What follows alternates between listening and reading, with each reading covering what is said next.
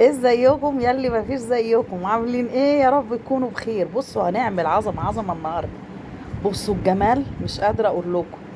الكيكة بالمانجا، اسمها التريليتشا او سموها كيكة بالمانجا، سموها اي اسم، بس هي وهمية. بتضيفي اضافات كده للكيكاية بتخليها طعمها تحفة تحفة. مش قادرة اقول لكم على الجمال. طبعا موسم المانجا شغال دلوقتي.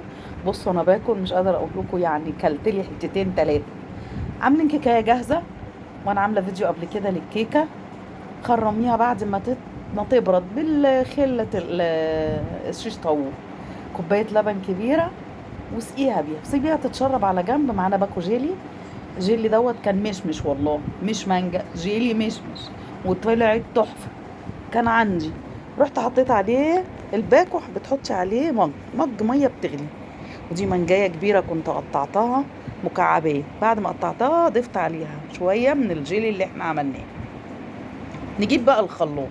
حطيت منه مج مانجا بيوريه كانت متفرزه عندي في الفريزر.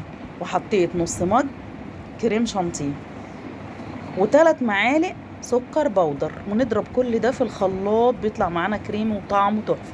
نضيف بقى المانجا اللي احنا مقطعينها مكعبات على الوش. بصوا الله على الجمال. هاتي بقى بقيه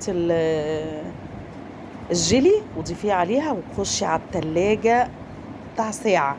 وارجعي بقى قطعي. احلى حاجة بترطب على القلب كده، مش قادرة اقول لكم على الجمال. جربيها مش هتندمي. ولو عجبك الفيديو ما تنسينيش بدعوة حلوة ولايك وشير وسبسكرايب لتيتا زوزو. الله الله الله. اسيبكم بقى تستمتعوا بالكيكة الجميلة دي.